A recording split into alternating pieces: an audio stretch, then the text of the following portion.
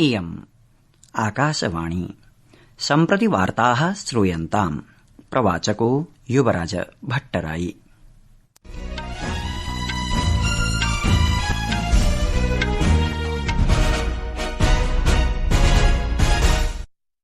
आदौ मुख्यवार्ताः। प्रधानमन्त्रिणा श्रीनरेन्द्रमोदिना आतंकवादं विरुध्य कृतं वैश्विक एकतायाः आह्वानम्। अमुना चीनदेशे आयोजिते शंघाई सहयोग संघटनस्य शिखर सम्मेलने प्रोक्तं यत् आतंकवादे मानदण्डद्वयम् अस्वीकार्यम्। SCO घोषणापत्रे पहलगाम आतंक्याक्रमणस्य कट्वालोचना कृता। सहैव आतंकवादं विरुध्य प्रदत्तः संयुक्त सन्देशः। सदस्यदेशैः क्षेत्रीय सहयोगेषु नवाचारेषु च भारतस्य वर्धमानं योगदानं मान्यतां नीतम्। भारतीय ऋतुविज्ञान विभागेन अद्य हिमाचल प्रदेशस्य उत्तराखण्डस्य च कतिपय स्थानेषु कृता प्रचण्ड वृष्टेः भविष्यवाणी।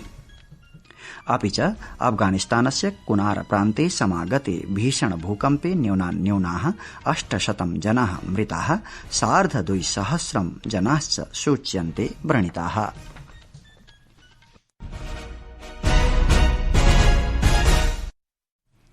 अथ वार्ताः विस्तरेण। प्रधानमन्त्री श्रीनरेन्द्रमोदी अद्य प्रावोचत् यत् आतंकवाद विषये मानदण्डद्वयम् अस्वीकार्यमस्ति। चीनस्य तियाञ्जिन मध्ये आयोजिते SCO इति शंघाई सहयोग संघटनस्य शिखर सम्मेलने निजे वक्तव्ये प्रधानमन्त्री मोदी आतंकवादः मानवतायै एकं बृहत् समाह्वानम् अस्ति इति प्रत्यपादयत्। असौ प्रोक्तवान् यत् आतंकवादस्य सर्वाणि अपि रूपाणि निन्दनीयानि सन्ति। श्रीमोदी न्यगादीत् यत् भारतं विगतेभ्यः 4 दशकेभ्यः आतंकवादस्य समस्यां सम्मुखीकुरुते। अत्रावसरे अमुना पहलगाम आतंक्याक्रमणस्यानन्तरं भारतेन साकं ऐक्यबद्धता प्रकटनपरेभ्यः सर्वेभ्यः देशेभ्यः आभारभारः अपि व्यक्तीकृतः।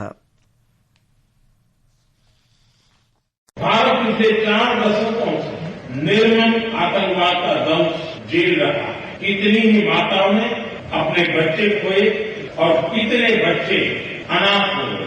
हाल ही में हमने पहलगाम में टेररिज्म का बहुत ही घिनौना रूप देखा। इस दुख की घड़ी में जो मित्र देश हमारे साथ खड़े रहे, मैं उनका आभार व्यक्त करता हूं। प्रधानमन्त्री एतस्मिन् विषये सबलं प्रोक्तवान् यत् भारतं SCO इति शंघाई सहयोग संघटनस्य सदस्यत्वेन सर्वदैव सकारात्मक भूमिकां निर्वहति। असौ अग्रे अवदत् यत् भारतस्य दृष्टिः नीतिश्च 3 प्रमुखस्तम्भेषु सुरक्षा, सम्पर्कः, अवसरश्चेत्येतेषु आधारिता अस्ति। SCO समय के अनुरूप इवॉल्व हो रहा है। ऑर्गेनाइज्ड क्राइम, ड्रग ट्रैफिकिंग और साइबर सिक्योरिटी जैसे समकालीन चुनौतियों से निपटने के लिए 4 नए केंद्र बनाए जा रहे हैं। वैश्विक संस्थानों रिफॉर्म के लिए SCO सदस्य आपसी सहयोग बढ़ा सकते हैं। संयुक्त राष्ट्र की 80वीं वर्षगांठ के अवसर हम एकमत होकर UN रिफॉर्म का आह्वान कर सकते हैं। SCO मल्टीलेटरलिज्म और इंक्लूसिव वर्ल्ड ऑर्डर का मार्गदर्शक बन सकता है। प्रधानमन्त्री मोदी शिखर सम्मेलनस्य अवसरे रूसदेशीय राष्ट्रपतिना व्लादिमीर पुतिन इत्यमुना चीनदेशीय राष्ट्रपतिना च शी जिनपिंग इत्यनेन साकमपि विचार विनिमयं विहितवान्। प्रधानमन्त्री नरेन्द्रमोदी रूसराष्ट्रपतिः व्लादिमीर पुतिनश्च अद्य द्विपक्षीय सहयोग विषये चर्चां कृतवन्तौ, यत्र खलु वित्तीय क्षेत्राणि, ऊर्जा क्षेत्राणि च समाविष्टानि आसन्। उभाभ्यामपि नेतृभ्याम् एतेषु क्षेत्रेषु निरन्तरं समेधमानानां द्विपक्षीय सम्बन्धानां प्रसंगे सन्तोषः प्रकटितः। चीनस्य तियाञ्जिन मध्ये आयोजितात् SCO शिखर सम्मेलनात् पृथक् उभावपि नेतारौ द्वैपाक्षिकं मन्त्रणोपवेशनम् आचरितवन्तौ। उभाभ्यामपि नेतृभ्यां क्षेत्रीय विषयेषु, वैश्विक विषयेषु चापि परिचर्चा विहिता, यत्र हि यूक्रेन सम्बद्धाः घटनाक्रमाः अपि सम्मिलिताः आसन्।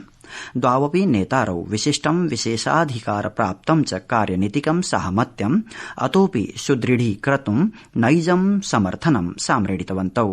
प्रधानमन्त्री मोदी राष्ट्रपतये पुतिनाय इदमपि सन्दिष्टवान् यत् सः अस्य वर्षस्य अवसाने भारते आयोक्ष्यमाणे 23 वार्षिक शिखर सम्मेलने तस्य स्वागतार्थं प्रतीक्षापरः वर्तते।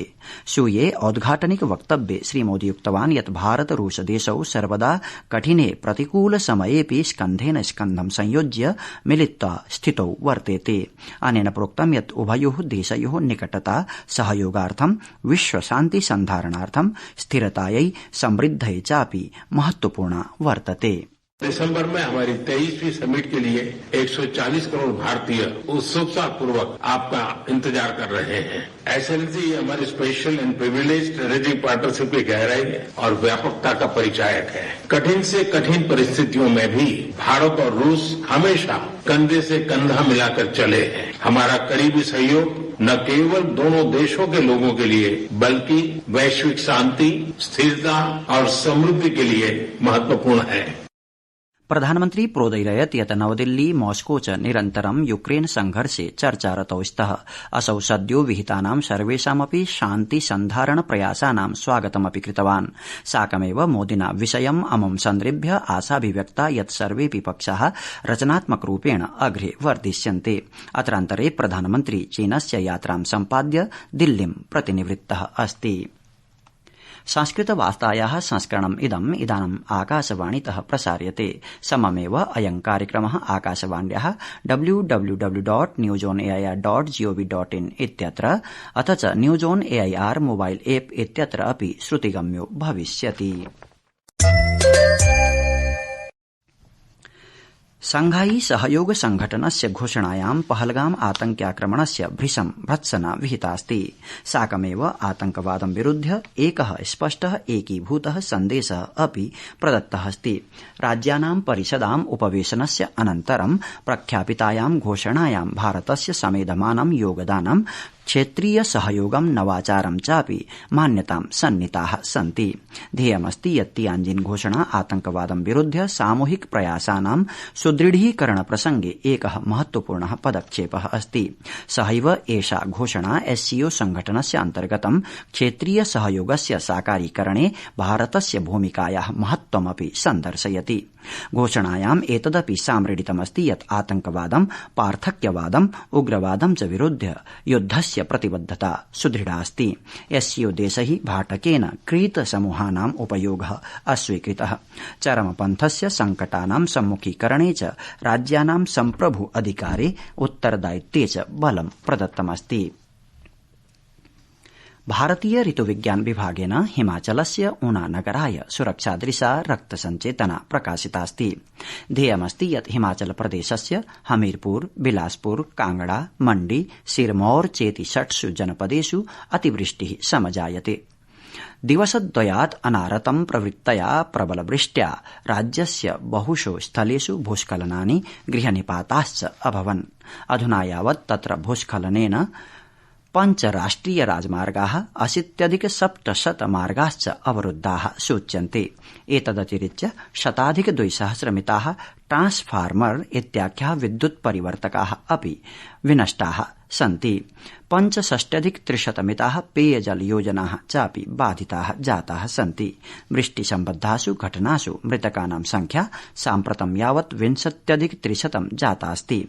शिमला जनपदे एव विगतासु 24 होरासु वृष्टिकारणात् भवनस्य ध्वंसनेन 4 जनाः मृताः सूच्यन्ते। अत्रान्तरे अधिकारिभिः जनाः नदीतीरेभ्यः दूरे स्थातुम् अध्यर्थिताः सन्ति। अफगानिस्तानस्य कुनार प्रान्ते समागते 6 तीव्रतायुते भूकम्पे न्यूनान्न्यूनम् 800 जनाः पञ्चतां प्राप्ताः सन्ति। तत्रैव 250 मिताः जनाः च व्रणिताः सन्ति। अफगान प्रशासनेन एतत् पुष्टीकृतमस्ति। तत्रत्य स्वास्थ्य मन्त्रालयेन प्रतिपाद्यते यत् सुरक्षोद्धारकार्यं निरन्तरं प्रवर्ततेतराम्। अथ च कुनार, नंगरहार, काबुल चेति क्षेत्रेषु चिकित्सादलानि भूकम्प प्रभावित क्षेत्रेषु जनानां सहयोगार्थं प्राप्तानि सन्ति। अत्रावसरे प्रधानमन्त्री श्री नरेन्द्र मोदी अद्य अफगानिस्ताने भूकम्पेन सञ्जाते जनहानि विषये शोकसंवेदनां प्राकाशयत्। प्रोक्तवान् च यत् भारतं सर्वसम्भवां मानवीयां सहायतां कर्तुं सर्वथा च तत्परम् अस्ति। अमुना मृतकानां परिजनान् प्रति संवेदनाः प्रकाशिताः। सहैव व्रणितानां शीघ्रमेव स्वास्थ्यलाभस्य कामनापि श्रीमोदिना कृता।